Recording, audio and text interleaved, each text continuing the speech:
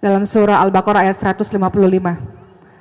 Di situ dikatakan Allah akan menguji kita dengan ketakutan, dengan kelaparan, minal khaufi wal ju'i wa naqsi minal amwali wal anfusi was samarat.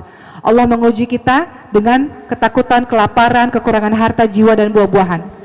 Dan berikan kabar gembira untuk orang-orang yang sabar ketika ada permasalahan. Dia mengatakan inna lillahi wa inna ilaihi rajiun. Semuanya dari Allah, kembali pada Allah. Semuanya dari Allah, suka-sukanya Allah. Allah mau kasih kita apapun dalam kehidupan ini. Kita cuman artis-artisnya Allah yang menjalankan skenario-nya Allah saja kok. Betul nggak Bu? Maka ada beberapa fase tingkatan orang-orang. Ini kita harus berkaca diri kita termasuk orang yang mana, anak-anak kita termasuk orang yang mana. Ketika dikasih ujian, pertama tingkatan terendah dia marah. Kenapa harus aku? Apa dosaku? Apa ibadahku belum cukup? Tingkatan terendah, marah. Tingkatan kedua, dia sabar. Sabar, artinya sabar itu apa? Dia mampu melawan tapi dia tidak lakukan, dia tahan, sabar. Tingkatan berikutnya ikhlas, tingkatan tertinggi bersyukur. Mau perkara baguskah? Perkara menyedihkankah? Dia katakan alhamdulillah ala kulli hal. Segala puji bagi Allah untuk semua keadaan.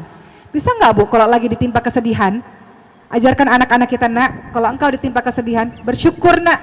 Bisa nggak tiba-tiba kita mengatakan hal demikian? Itu tingkatan tertinggi, orang-orang yang pandai mengambil hikmah dari semua kejadian. Alhamdulillah ala kulli hal. Ibu kita sakit parah. Ibu saya hadir hari ini di sini punya penyakit parah, namanya penyakit pemphigus vulgaris, yang seluruh tubuhnya kalau lagi parah melepuh Bu kulitnya. Jadi kalau pakai bajunya diangkat, kulitnya terangkat juga. Seperti orang habis terbakar, melepuh, namanya penyakit pemphigus vulgaris.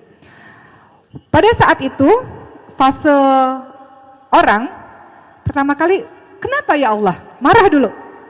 Tapi setelah itu pada akhirnya lambat laun, tahun berganti, akhirnya kami sekeluarga bisa mengucapkan alhamdulillah ala kulli hal. Segala puji bagi Allah atas semua keadaan. Terima kasih Allah atas penyakit yang kau takdirkan kepada ibuku yang membuat keluargaku pada akhirnya berhijrah menuju kepadamu wahai Allah. Kadang kita kalau dikasih senang-senangnya saja Bu, lupa sama Allah. Kadang kalau lagi ada masalah baru kita nangis-nangis sama Allah di sepertiga malam terakhir, betul nggak? Allah turun di sepertiga malam terakhir. Sepertiga malam terakhir jam berapa Bu? Jam 3, setengah 2. Ya, malam itu dimulai dari maghrib sampai jam 5 subuh, menjelang subuh. Ada sepertiga malam awal, malam pertengahan, dan sepertiga malam akhir. Dibagi 3. Jadi biasanya kalau sepertiga malam terakhir itu jam 1 atau jam setengah 2 lah, sampai menjelang subuh. Itu di situ Allah turun ke langit dunia. Siapa yang minta pada Allah, Allah dengarkan. Siapa yang berdoa pada Allah, Allah kabulkan. Siapa yang minta maaf, minta ampun kepada Allah, Allah dengarkan permohonan maaf kita. Allah turun di sepertiga malam. Ya.